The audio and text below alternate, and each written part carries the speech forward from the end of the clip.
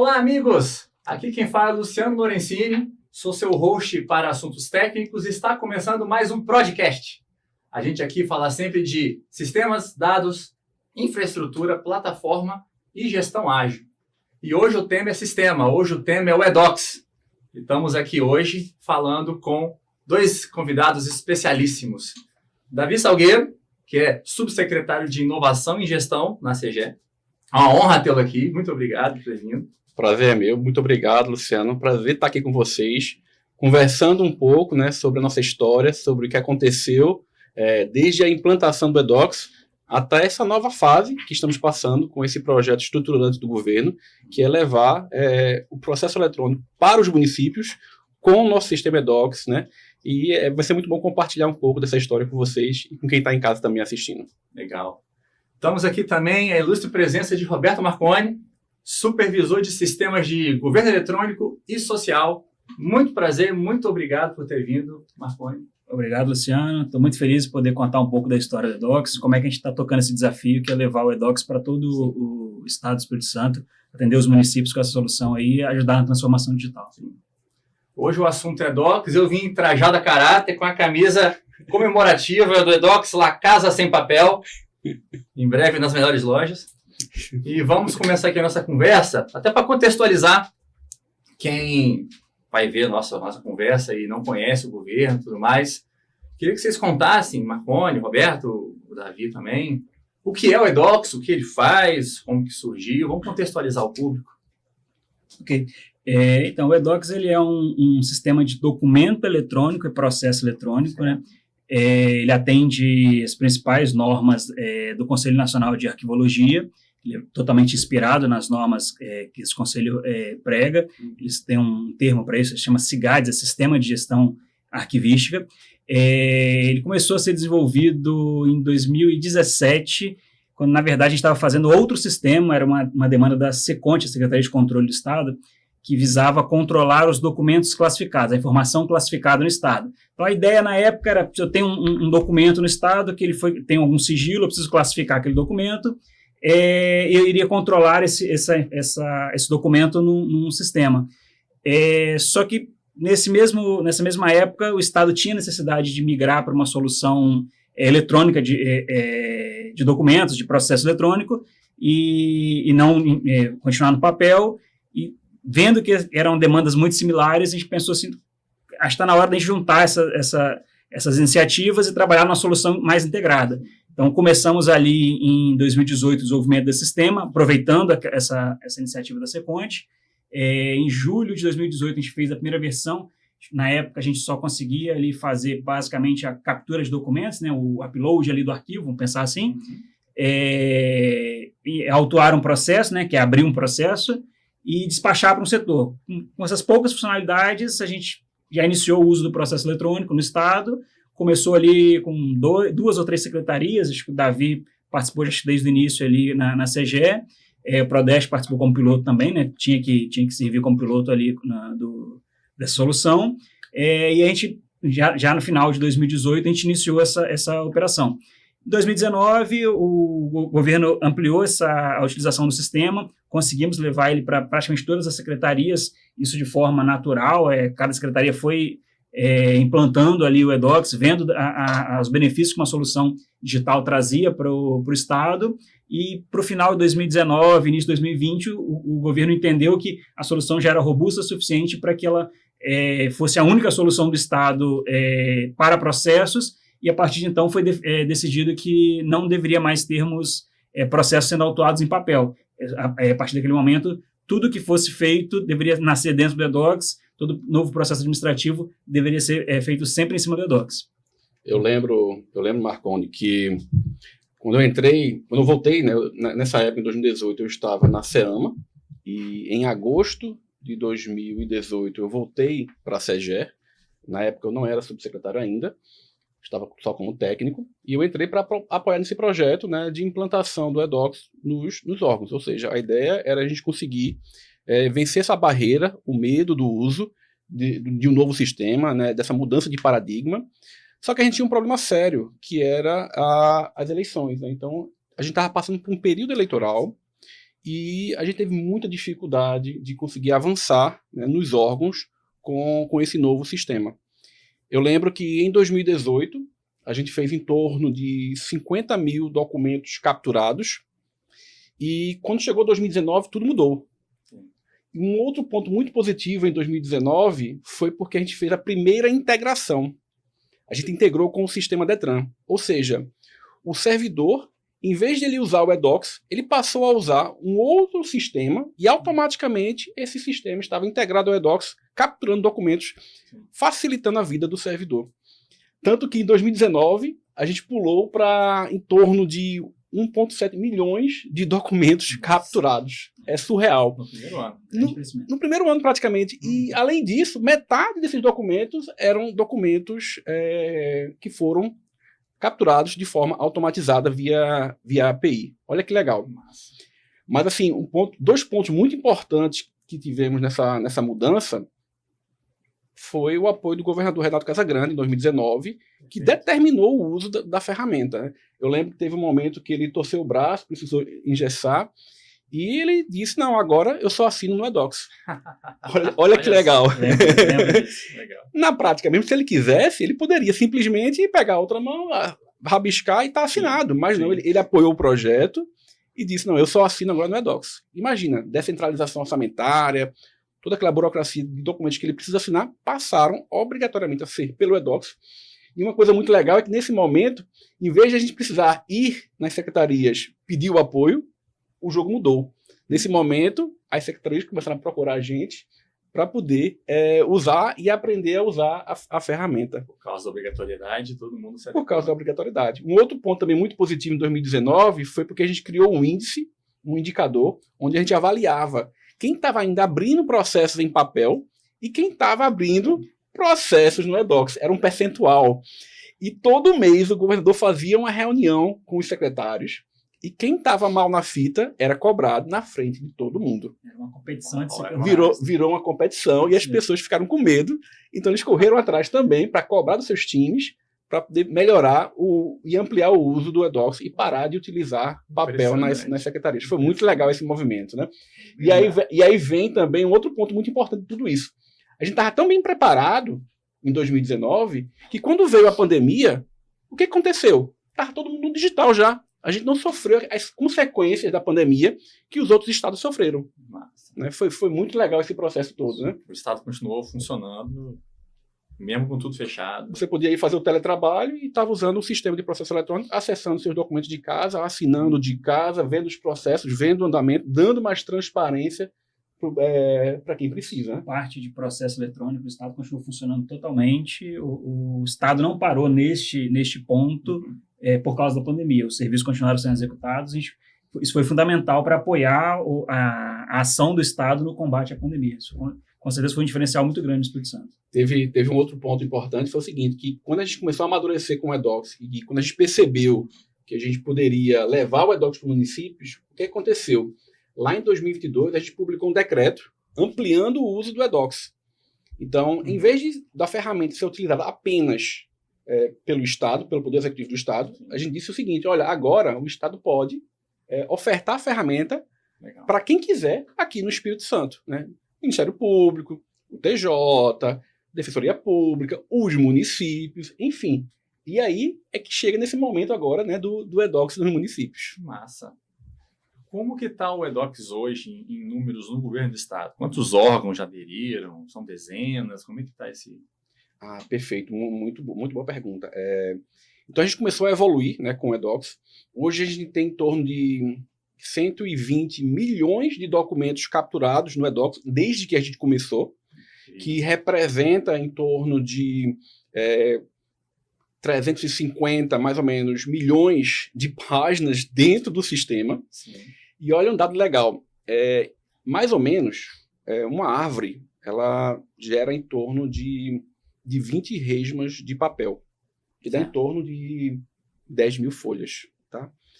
Ou seja, se você dividir isso, né, e você avaliar, você vai ver que a gente está economizando muitas árvores, né? Uhum. A gente fez um cálculo uma vez e a gente verificou que se a gente tivesse esse espaço dessas árvores, né, isso representaria em torno de 44 campos de futebol. Desde o começo do projeto. Desde o começo do projeto. Só que assim, né, uma árvore não cresce de uma hora para outra. 6, 7 anos para crescer. Então, é um espaço que a gente agora está fazendo outras coisas, né, sem precisar usar o papel. E esse papel, né, ele vai para algum lugar. Então, a gente não precisa mais guardar o papel. Está no data center da Prodeste. Sim. Não tem mais gasto com malote, imagino, também. Pressão. Armazenamento. Tinha muitos casos, a gente ainda tem alguns muito pontuais do passado, que tem que guardar, o Estado tem que guardar muitos documentos por muitos anos, às vezes 20, 30, 50 anos, mas tinha casos onde você tem que alugar espaços para guardar esses documentos durante todo esse período. Então, e com os documentos novos agora a gente não tem. Está no data center da Prodeste, está lá guardado, tem suas soluções de backup, e a gente tem essa segurança que isso não será perdido, estará disponível para consulta durante muito tempo. Sim, muito bom. No governo do Estado são a administração direta e indireta que usa ou mais entidades usam também o eDocs hoje? A administração direta, indireta usa, né? O Bandes vai começar a usar agora, a gente está fazendo um ACT para eles usarem. O Banestes já está utilizando e a CESAM também. E um ponto importante do Banestes da CESAM é o seguinte, é que a gente fez um acordo de cooperação com eles para eles cederem servidores para apoiar o próprio projeto do eDocs no município. Olha que legal, né? Então a gente conseguiu fortalecer ainda mais o time com esses outros ACTs que a gente fez, né, do Bandes, do Banestes. Muito bom. Isso vai realimentando e deixando a ferramenta cada vez mais forte, né? Essa é a ideia. Com certeza, com certeza. Legal. Com relação agora, que eu tenho curiosidade de saber dos municípios em si. A gente tem acompanhado, né, o trabalho no Prodeste também, que está rolando esse movimento, mas como é que nasceu isso? Como é que deu esse pontapé? Você falou, né, que teve o começo da expansão. Como é que se dá essa procura? Como é que os municípios vieram? Como é que eles foram contactados? Eu vou dar um passo ainda mais para trás. Tá? Mais para trás ainda. Vamos lá. Legal. História massa. O eDocs, pessoal, ele é um sistema que ele não funciona sozinho. É um conjunto de sistemas, né, uma arquitetura tecnológica que tem vários sistemas para fornecer tudo que o sistema precisa, tudo que o eDocs precisa. E um desses sistemas é o acesso cidadão de mim. E eu lembro que lá em 2019, quando eu comecei a entender como funcionava o acesso cidadão de mim, eu perguntei para o Marconi, então, se ele funciona dessa forma, então significa que no futuro a gente poderia chamar os municípios para entrar no sistema. Isso em 2019, tá? Aí, Davi, a gente construiu para exatamente isso, para a gente levar o eDocs para os municípios. Essa foi a parte técnica, né? Sim. Então, assim, mas naquela época a gente não tinha condições nenhuma de fazer isso de fato, né? Era apenas um sonho. Era um sonho, exatamente, né? Era um sonho. Do Estado ainda, né? Como é que você vai pensar, né, nessa expansão? Isso. Então, mas em 2022 a gente, de fato, sentiu que agora é possível, o eDocs está maduro, a arquitetura tecnológica por trás está funcionando, então a gente vai levar para o município. Vamos formalizar isso alterando o decreto que regulamenta o eDocs. Então foi o primeiro passo que a gente fez, e a gente fez isso com um projeto piloto em Colatina. Só que teve um problema, né? A gente não conseguiu concluir esse projeto. Tinha várias falhas que nós cometemos ou problemas que nós precisamos resolver que na época a gente não tinha pensado. Naquela época a gente pensava que, se a estratégia do Estado funcionou dessa forma, a gente pensava que a gente iria conseguir replicar o mesmo modelo para os municípios. Mas, na verdade, não funciona assim. A gente precisa adaptar a estratégia para cada município. E precisamos também construir ferramentas para complementar e apoiar esses municípios, principalmente os municípios pequenos, né? E aí surgiu o Lotação, né? O organograma foi fortalecido também. E assim que a gente começou o primeiro projeto piloto, e que seria, de fato, em Bom Jesus do Norte. E a gente ia tocar esse projeto piloto em Bom Jesus do Norte em 2024, no primeiro trimestre. Só que aí o que aconteceu? Teve a enchente. Teve período de chuvas, o município foi assim, devastado, foi totalmente destruído. Eles tinham construído um espaço para a gente dar capacitação para os servidores, só que eles perderam tudo, inclusive os processos em papel. Né? Minha nossa. Então, a gente teve que postergar, a gente postergou para o segundo trimestre de 2024, mas conseguimos implantar em Bom Jesus, né? E depois tivemos algumas restrições. Novamente, período eleitoral. Então, a gente recebeu uma consulta da PGE e a gente estava proibido de fazer divulgação do projeto naquela época. Sim. Então, só os municípios que conheciam o projeto é que tiveram permissão para poder fazer, de fato, a implantação. Isso caracteriza propaganda eleitoral, seria isso? Perfeito. Então, Entendi. a gente não podia fazer nenhum tipo de divulgação. Era o mínimo necessário para tocar o projeto. E aí a gente conseguiu implantar em mais 3 municípios, que foi Piúma, Alegre e Atílio Viváqua, né, no 3º trimestre. Sim. E no 4º trimestre, encerrando 2024, a gente também implantou em mais 3, que foram Vargem Alta, Rio Novo do Sul e Conha. Então a gente fechou 2024 com 7 municípios implantados. Coincidência, tudo no sul do estado, né? Pegou o pessoal ali. Porque a gente não podia fazer divulgação. Então Entendi. os vizinhos que sabiam é que eles que se manifestaram interesse e por causa foi disso... no boca a boca, praticamente. Foi no boca a boca, Olha Então, só. Foi muito legal esse processo de ver a construção. E o interessante é que cada município, ele vivenciou um problema diferente. E a gente, como Estado, a gente estava aprendendo coisas diferentes com cada município. Por exemplo, Bom Jesus do Norte, eles fizeram uma integração com o nosso sistema, né, de lotação. Então, eles não precisavam cadastrar manualmente. Eles tinham um sistema próprio que integrava com o nosso. Foi um parto isso, né, Marconi?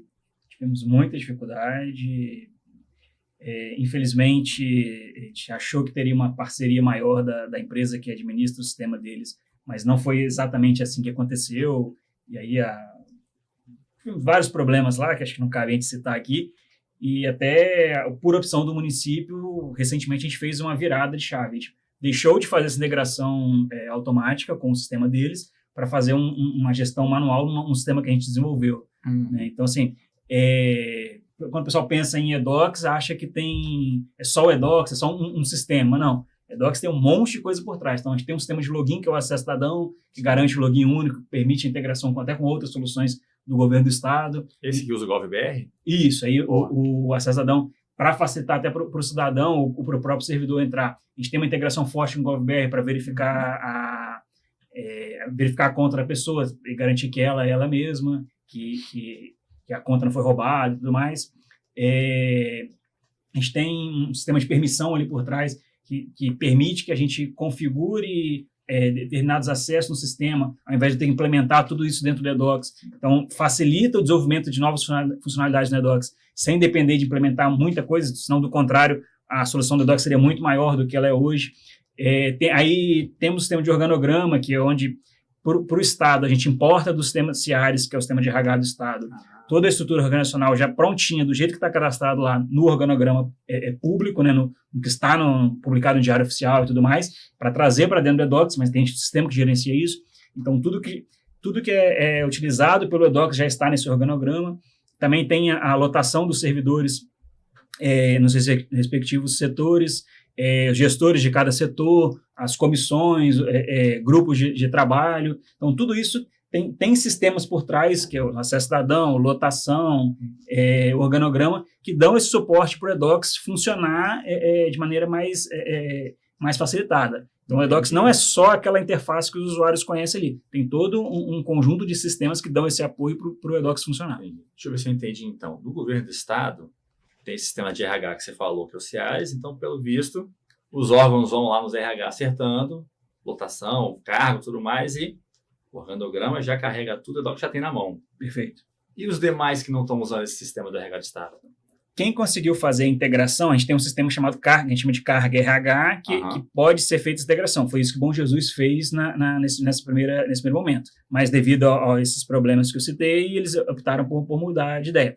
Já para outros municípios, foi até uma conversa que eu e o Davi tivemos no passado, assim, para o município fazer a integração, a gente achou no começo que seria rápido, que seria fácil e teríamos ali rapidamente a implantação do projeto. E a gente viu que não era bem assim. O município tinha dificuldade ali com seus parceiros de tecnologia, nem todo município tinha uma relação tão franca ali com o seu parceiro, isso atrasava muito o projeto. Então, o que a gente acordou? Se a gente não der uma solução para o município entrar no EDOCS sem essa dependência, que não dependesse tanto assim do parceiro de tecnologia, o projeto não ia alavancar. Então, assim, a meta do governo do estado, a implantação do EDOCS nos municípios é uma meta estratégica do governo do estado, colocada em plano de governo, no plano eleitoral. Então, assim, a gente tem um plano de até o final desse mandato, né, do governo do Casagrande, implantar, acho que são 60 municípios? Existe um acordo, né, que a gente fez com o governo federal, que se chama PROPEN, o Programa de Processo Eletrônico Nacional. Nesse programa, a gente firmou uma adesão dizendo o seguinte: olha, a gente vai se comprometer a entregar 10 municípios em 2024, 20 em 2025 e 20 em 2026. Mas a gente quer fazer mais. Quase que a gente batia a meta de 2024. Sim. A gente fez só 7, era para fazer 10. A gente não fez os 10 por causa das eleições. Porque teve alguns municípios que optaram por deixar para depois. Porque, de repente, o prefeito lá poderia mudar e embarrear o processo, imagino eu. Perfeito. Mas uma coisa que acelerou esse processo de implantação, até para os municípios que tiveram alguma dificuldade, foi a gente ter feito o sistema de lotação, que permite que, para quem não consegue fazer essa integração, não tem essa facilidade, o que a gente defende é que a integração seja com os dados que o município já tem no sistema de RH dele. Isso é o ideal. É algo mais automatizado, evita o retrabalho de digitação, de configuração, de manter mais dados de forma duplicada. Mas para quem não tem isso e optar por essa implantação, a gente fez um sistema próprio para isso, a gente chama de lotação, onde é possível cadastrar o organograma, lotar as pessoas em seus respectivos cargos, dizer quem é o gestor de cada setor, e isso é carregado para dentro do EDOCS com toda a configuração, igual o Estado tem com o CIARES, igual outros municípios têm com suas integrações. Então, esse outro sistema é carga RH, né?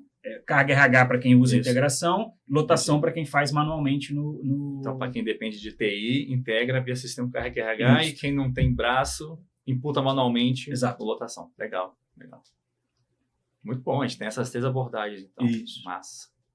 E uma vez que um município agora que está divulgando queira participar, queira entrar no EDOCS, como é que é o passo que ele tem que seguir? O que ele tem que fazer? É muito burocrático? Demora muito? Muito tranquilo, tá? Ele precisa fazer uma manifestação para a SEGE, dizendo que ele tem interesse em utilizar a ferramenta. Esse é o primeiro passo. A gente exige isso porque está no decreto com o governador que o município deve manifestar o interesse. E depois a gente começa um processo onde a gente vai conscientizar o município sobre como o projeto funciona, para ele entender a dinâmica do que precisa ser feito, tanto da parte dele, como também do que a gente vai fazer. Se tiver algum município assistindo, né, eu vou deixar o link aí, né, na descrição, e dar o joinha também, né? Com certeza. Mas, enfim, tem que fazer a manifestação, a gente marca a reunião, apresenta o projeto, explica toda a dinâmica, porque, assim, implantar o EDOCS não é simplesmente apertar um botão e a pessoa começa a usar. Não. Implantar o EDOCS é muito mais do que isso. A gente faz uma reestruturação junto com o município. Por quê? Porque ele precisa, de fato, saber os servidores, saber onde eles estão lotados. Então, muitas vezes, o município ele precisa reorganizar a sua estrutura. Porque, às vezes, tem servidor que era para estar em um lugar, está em outro. E isso aconteceu também com o Estado. Nós fizemos uma revisão. Tinha muito servidor que estava lotado em um lugar, ou estava participando de uma comissão que não existia. Enfim, isso é muito importante, porque a gente vai fazer uma revisão dos processos do município, com o município, para a implantação de um sistema que é fundamental para a transformação digital. Tem que entrar redondo para dar certo, né? Isso, exatamente. É importante isso, você citou, e eu acabei lembrando lá da implantação em 2018, 2019. A gente teve muita revisão dos processos internos no Estado, porque nem todo órgão tinha uma organização de lotação dos seus servidores no lugar correto, porque às vezes o órgão se preocupava ali com a folha de pagamento, o servidor está recebendo corretamente, está tudo certo. Mas para um sistema de processo eletrônico, onde eu despacho para um setor, onde a pessoa tem que estar lotada naquele setor, funcionar corretamente, o servidor precisa estar lotado no órgão correto, no setor correto. Então, isso obrigou os órgãos a se organizarem, se reestruturarem. Alguns acabaram até aproveitando isso para fazer a reestruturação organizacional, que não atendia mais aquela realidade ali, quando viram o seu organograma dentro do sistema EDOCS. Então, isso está acontecendo também com os municípios. Alguns municípios estão tendo que se mover, se organizar para que isso funcione bem na implantação. E a gente até recomenda que isso seja feito antes da implantação, porque essa reorganização após uma implantação ela é muito dolorida para o usuário. O sistema permite, não é problema do sistema, mas é mais a dor de cabeça ali de o que eu faço com o processo, que ele estava num setor, agora vai para outro, isso acaba tornando o uso do sistema ruim, a experiência de uso é ruim. Para o sistema não é problema, mas para o usuário a gente entende que não é a melhor experiência, a gente explica, a gente recomenda. Se o município quiser usar sem fazer essa organização, tudo bem, mas a recomendação é que a gente faça essa organização antes. Funciona muito melhor. Como o Marconi falou, né, a gente pede para o município, então ele vai fazer uma reestruturação, a gente orienta com planilhas e modelos específicos, ele passa para a gente a lista dos servidores que estão em cada setor, quais são todos os seus cargos, e os municípios que vão utilizar o cadastro manual, a gente ajuda ainda mais o município, a gente faz esse cadastro para eles, usando ferramentas automatizadas que a gente construiu, para poder automaticamente cadastrar os servidores dentro do lotação. Então, a carga inicial também é feita pelo Estado. Ele não precisa cadastrar os servidores, desde que ele entregue para a gente todos os requisitos. A gente aprendeu muito com o projeto de Colatina, que a gente não conseguiu concluir. E um outro problema que a gente resolveu foi o seguinte, foi a questão da classificação documental. Antigamente, a gente obrigava o município a criar seu plano de classificação documental. E o que vem a ser um plano documental? O plano de classificação documental é a forma como você configura e cadastra os documentos dentro do sistema. Certo. Com o plano de classificação, você constrói depois uma tabela de temporalidade de documentos. Ou seja, ele serve para você saber quando você vai poder se desfazer daquele documento. Certo, entendi. É uma organização. Como o eDocs ele é um sistema arquivístico, então você precisa obrigatoriamente ter esse tipo de informação. Vale a pena depois você chamar um especialista, né, arquivista aqui, para apresentar essa parte do eDocs, porque é um outro módulo dentro do sistema. Como também vale a pena chamar alguém da Seconde para falar da parte de sigilo, que é um outro universo lá dentro, né? Mas, enfim, antigamente a gente obrigava o município a fazer isso. Só que o município é muito pequeno, ele mal tem gente de TI, imagina um arquivista para elaborar. E aí a gente teve a ideia de fazer uma parceria com o Arquivo Público, onde o Arquivo Público passou a fornecer uma tabela de temporalidade e um plano de classificação genérico para os municípios, para facilitar ainda mais o trabalho deles. Serviu como modelo, né? Serviu como modelo. Já entrega pronto. Se o município quiser, ele constrói o próprio, se não, ele usa o nosso. Se ele usar o nosso, é mais rápido. O mesmo vale para os decretos. A gente orienta ele a publicar um decreto para formalizar o uso do eDocs.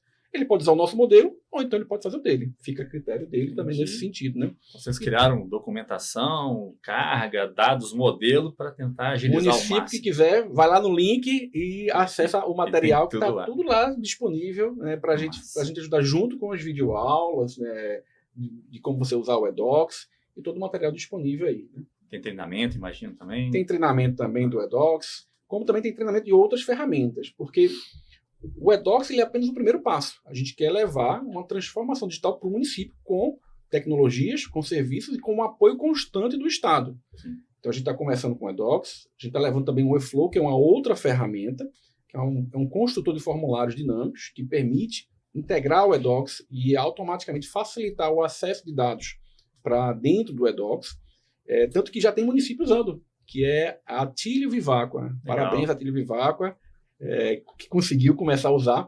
Essa semana a gente teve uma reunião com os municípios que já implantaram, com os 10 municípios, e a Atílio Viváqua fez uma apresentação de como ele está usando essa ferramenta para os outros pontos focais do município, para eles começarem a facilitar a entrada de serviços dentro do eDocs. Muito bom. Eu vou querer falar dessa ferramenta depois, porque eu tenho uma outra pergunta relativa ao município, que é qual é o tempo médio que está levando para o município capixaba entrar? Ele se manifestou, documentação, tal, quanto tempo leva para ele entrar em produção? Hoje, a gente tem dois problemas. Um é a quantidade de pessoas para ir visitar o município, tá? Mas com o time disponível, são 3 meses. Tanto que a gente conversou novamente hoje com o Fundão, para eles manifestarem interesse do novo prefeito. Ele manifestando interesse ainda nesse semestre, a gente faria a implantação já lá em Fundão. Da manifestação ao uso, 3 meses. 3 meses a gente consegue rodar, né, tendo a equipe do nosso lado disponível. Sim. Só que para esse semestre aqui a gente está fechado. Então, entendo. Para o primeiro semestre de 2025 está fechado. Temos vagas disponíveis para 2025, segundo semestre. Sim. T3 e T4, os trimestres que tem por T3 aí. T4, perfeito. Temos uma agenda, então, para os próximos 3 meses de bastante município. Né? Tem muito trabalho pela frente, Marconi, se prepare. E tem mais, viu? Então, Essa semana a gente teve reunião com o consórcio intermunicipal de Guandu. Eles têm interesse em entrar no eDocs, eles vão passar também a usar o eDocs, eles vão fazer um ACT específico para Baixo Guandu, não é Baixo Guandu, é o consórcio. Ah, o consórcio. Região É a região ali.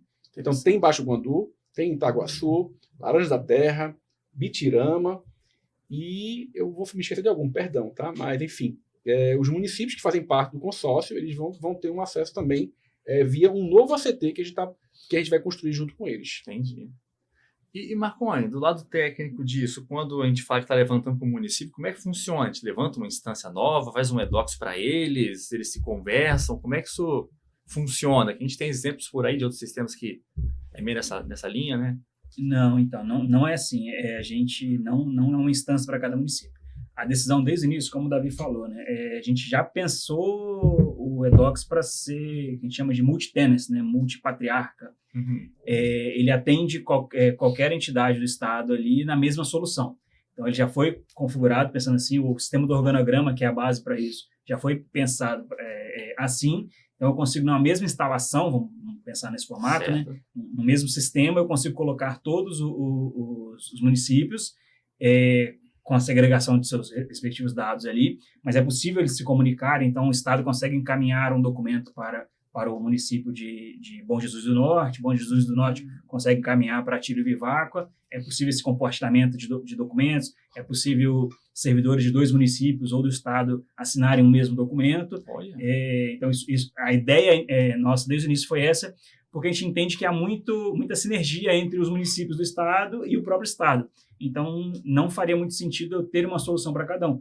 Por mais que o nosso Estado não seja tão grande em número de municípios, mas são 78 municípios, ter 78 instalações seria pouco proveitoso para a gente. Então, o maior ganho que a gente vê na nossa solução é que ela permite, com uma única solução, atender todo mundo, e a gente está trabalhando aí na ferramenta para que ela cada vez mais tenha melhor desempenho e consiga atender sempre com um bom desempenho o crescimento dessa demanda aí, né? Como o Davi falou, já temos 10 municípios, mas estamos tranquilos para atender o Estado, os municípios que já entraram e os municípios que vão entrar aí em 2024, 2025 e 2026, com tranquilidade, sem grandes problemas. O próprio Prodeste tem investido bastante também na questão da infraestrutura, com servidores, licenciamento de serviços para a infraestrutura dos servidores ali. O Prodeste está investindo num novo data center também, que vai ficar em outra região, para ter uma segurança maior ali de balanceamento dessa carga, ou uma questão de um desastre no data center atual, poder que o sistema continue no ar, rodando nesse outro data center. Então, assim, temos muito trabalho para fazer isso tudo funcionar bem, mas estamos trabalhando com um nível assim, de profissionalismo muito grande. Tem outro projeto que eu acabei esquecendo, né? Não é muito minha área é de sistemas, mas tem a questão da fibra também, que o Estado tem um investimento grande, tocado pelo Prodeste, está levando fibra para todo o Estado, um projeto grande aí, eu não vou lembrar o nome agora, não sei se é Metro S. É o Digital S. Digital S, isso. Spoiler, é um dos nossos próximos assuntos. Ah, legal. Obrigado, né? Então, é um projeto importante, eu já acabei de dar um spoiler aí. Isso vai facilitar também que essa comunicação seja feita de uma maneira mais segura, mais resiliente. Então, tudo isso está sendo feito pensando não só no eDocs, mas em outros serviços para o Estado, para outros órgãos do Estado, mas também vai poder ajudar os municípios nessa solução. O Marconi, eu queria só complementar a tua fala sobre o multi-tenant, né?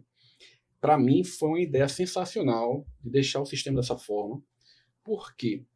Porque a gente não precisa fazer gestão de versionamento das diversas instâncias. Ou seja, como a gente tem uma única instância para todos os municípios, é a mesma versão. A versão que o Estado usa, os municípios vão usar. Você imagina um Estado aí com 300 municípios para apoiar a implantação de um sistema de processo eletrônico com uma versão para cada município. É surreal. É muito difícil você controlar as diversas versões e garantir que todos os municípios estejam usando a mesma versão. Muito esforço. Da nossa parte, o que acontece?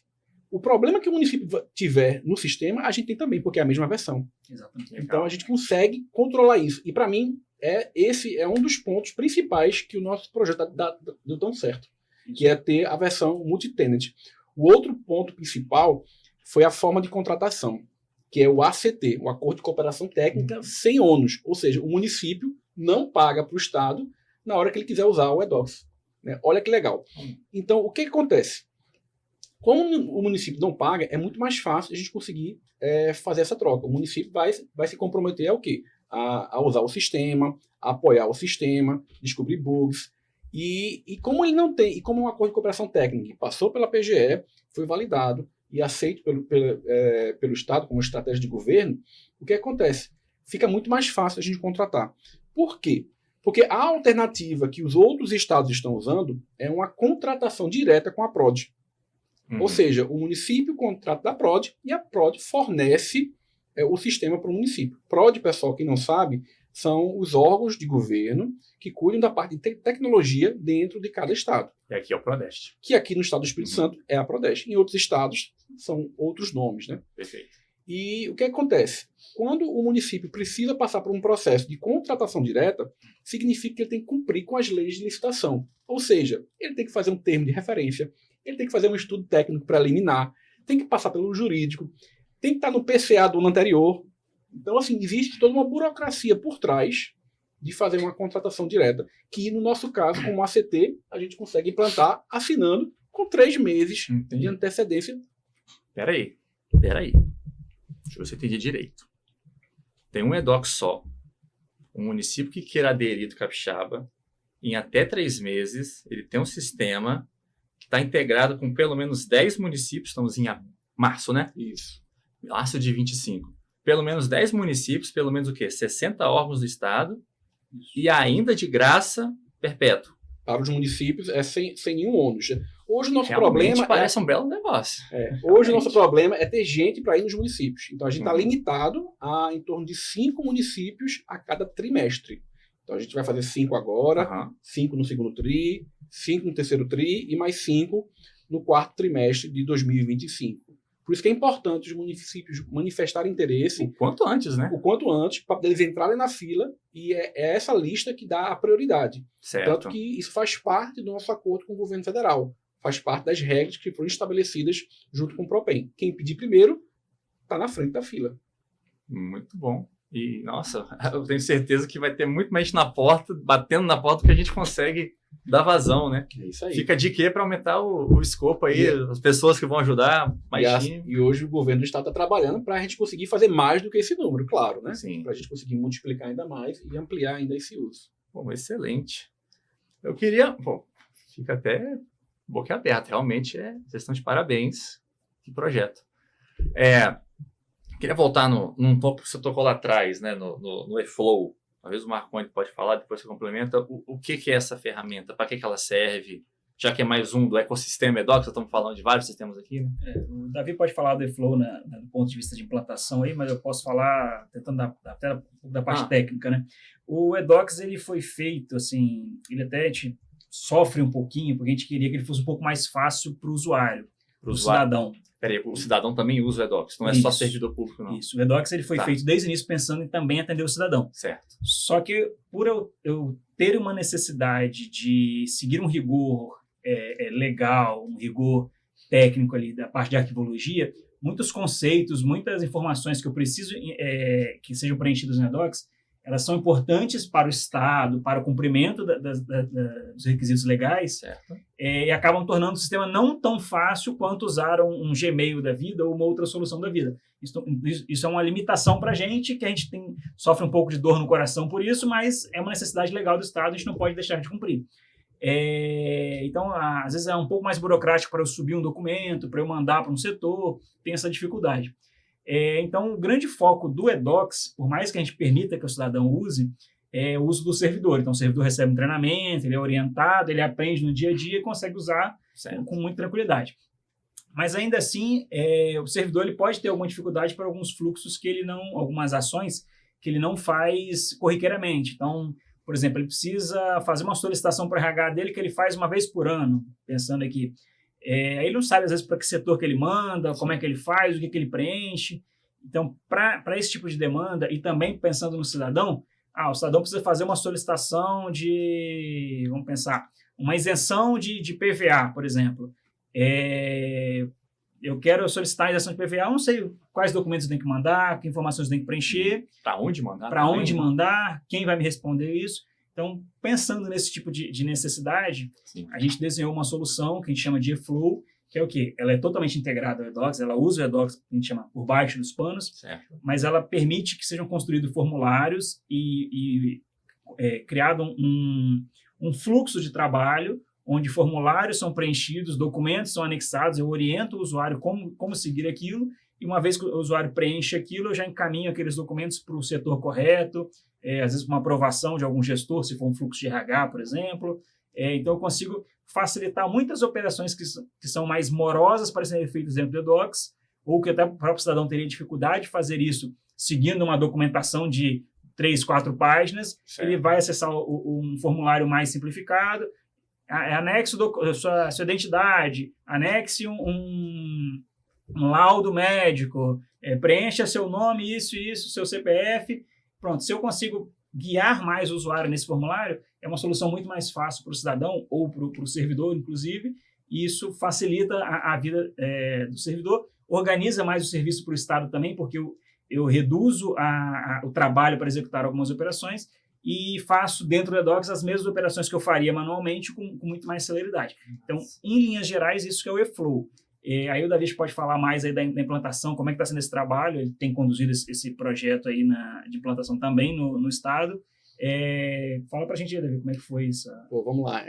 O eFlow, a gente teve a primeira versão disponível, que foi desenvolvida pela Prodeste, em 2022. Certo. Só que lá a gente não teve a capacidade de ir nos órgãos e fazer essa capacitação e começar, de fato, a ganhar escala junto com o eFlow. Eu lembro que o primeiro fluxo foi para a PGE, para a Procuradoria-Geral do Estado, onde o objetivo era fazer com que os advogados eles preenchessem um formulário de pagamento de advogado ativo de forma mais fácil. E deu muito certo esse fluxo, só que a gente não conseguiu criar novos fluxos lá em 2022. Em 2023, a gente começou a montar uma estrutura para poder capacitar os servidores e estabelecemos uma estratégia, onde o objetivo era ter um elo dentro de cada órgão, que seria os ELPIs, os Escritórios Locais de Processo e Inovação, para eles apoiarem os servidores na ponta e começarem a construir fluxos dentro do eFlow para facilitar a entrada de dados.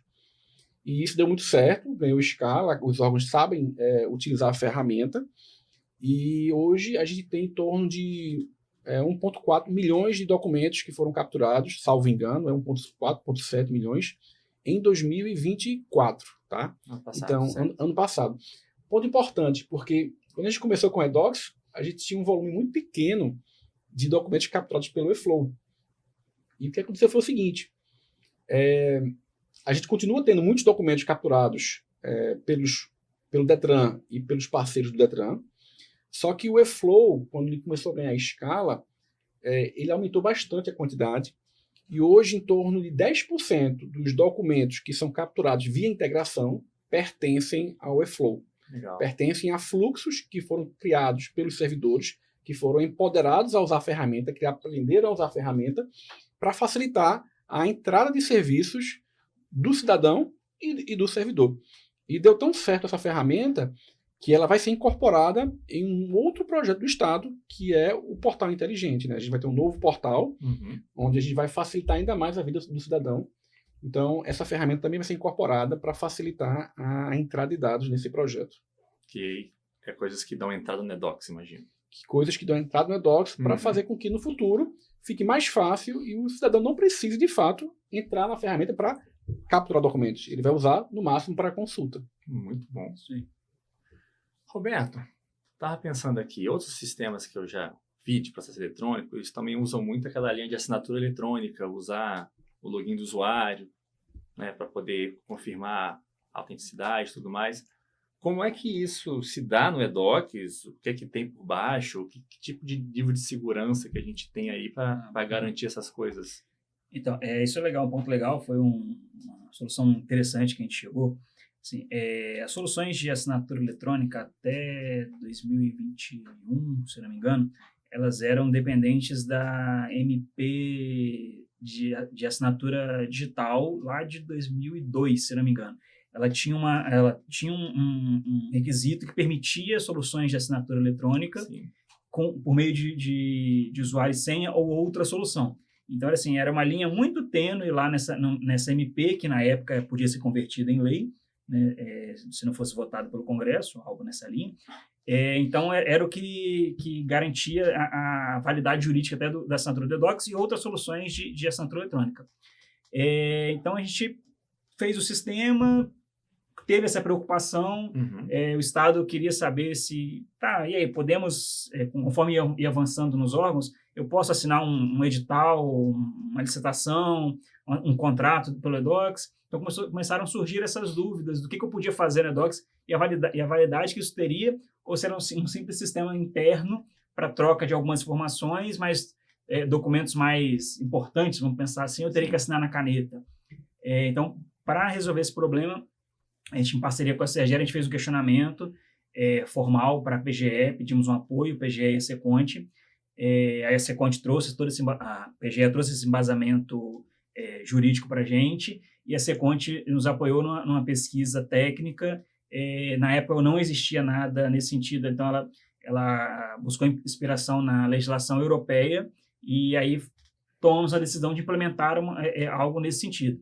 E a decisão que a gente tomou foi ter uma solução de login e senha com auditoria, que é o acesso cidadão. Então, um dos pilares do eDocs é o acesso cidadão. Ele tem lá a sua forma de verificação de conta. Então, para você usar o eDocs, você tem que ter uma conta no acesso cidadão, você precisa verificar, garantir que você, Luciano, acessou aquela conta e falou assim, eu sou eu mesmo, seja por meio de uma selfie ou uma conta prata ou ouro do GovBR, ou um certificado digital. Então, são sempre níveis importantes de segurança. E aí eu garanto que você acessou, quem acessa aquela conta. Com isso, eu só deixo acessar o eDocs quem tem essa conta verificada, então é mais um requisito de segurança. Então conta bronze não entra no eDocs. Não entra no eDocs. Legal. Porque eu não consigo garantir que ele é uma pessoa que verificou, eu não consigo garantir a autenticidade daquela pessoa. Certo. Por isso que não é aceito. Conta bronze, para quem não sabe, é uma conta mais simples, o cara simplesmente botou nome, CPF, uma data de nascimento e criou a conta no GovBR. A gente não aceita nesse formato. Certo. Precisa ter uma forma mais garantida de segurança ali. Só que só isso não basta.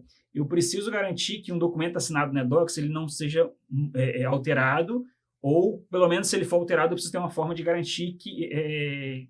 uma forma de garantir que alterações sejam identificadas. Aí, para isso, a gente pensou em algumas soluções, poderia usar assinatura digital de algumas formas. Algumas soluções de assinatura digital não são tão seguras, como gerar certificados e guardar no servidor, certificados autoassinados para cada pessoa. E a solução que a gente encontrou foi um pouco de engenhosidade. A gente buscou uma inspiração na blockchain. Blockchain, em linha geral, existem vários nós na internet, onde cada um assina um pedaço do bloco, o outro assina também. Eu faço uma cadeia de confiança entre esses nós assinando esses registros, né? Em linhas gerais é isso, né? Não é a ideia explicar o blockchain aqui, mas é bem em linhas gerais. No eDocs, como é que a gente fez isso? O eDocs Chain, que a gente batizou com esse nome, é o quê? Eu pego cada documento, eu gero um hash de segurança dele, coloco ele numa fila e gero um outro documento onde eu salvo esses hashes e assino cada documento com um certificado digital do eDocs. O que eu consigo com isso? Eu consigo fazer uma linha do tempo onde cada documento tem uma assinatura com uma chave do eDocs, que só o eDocs possui, um certificado digital emitido pelo ICP Brasil, então isso é algo já de grande confiança, mas ao guardar o hash de cada documento, montar uma cadeia e a cada pelo menos 10 minutos ou 1000 documentos, não lembro agora o número exato, eu gerar um novo documento que a gente chama de documento elo, eu gero um controle que, de tanto e tanto tempo, um conjunto de documentos que possuem um hash tal foi assinado e eu salvo isso dentro do eDocs. Eu acabo gerando uma cadeia entrelaçada de documentos que, se alguém precisar burlar alguma coisa e trocar, vamos supor, eu, por ser um desenvolvedor do eDocs, eu poderia tentar acessar ali o eDocs e trocar um arquivo. Vamos supor, fui subornado, querem que eu troque um arquivo. Para eu fazer isso, eu teria que acessar o ambiente de produção, retirar um arquivo, colocar outro. Se você é funcionário do Pradesp. Funcionário do Pradesp, com acesso mais privilegiado que eu poderia ter sendo um dos desenvolvedores. Mas para eu fazer isso, olha como é que a solução protege até dos próprios desenvolvedores. Eu tendo acesso privilegiados, eu teria que pegar esse arquivo, um hash, quando você gera um hash em um arquivo, ele vê a questão de tamanho do arquivo, configurações dele, várias informações. É praticamente impossível gerar um hash igual, assim, é muito difícil fazer isso, né? E ainda eu teria que gerar esse hash igual para um arquivo substituído, colocar dentro desse novo documento, que também vai ter um hash, e ele já pode estar em outro documento que tem um hash. Então, assim, eu teria que fazer uma cadeia de alterações com hashes e documentos similares muito grande, que torna praticamente impossível fazer essa alteração, humanamente impossível fazer essa alteração num conjunto de tempo rápido e sem ser detectado. Então, a solução DocChain, assim, eu acabei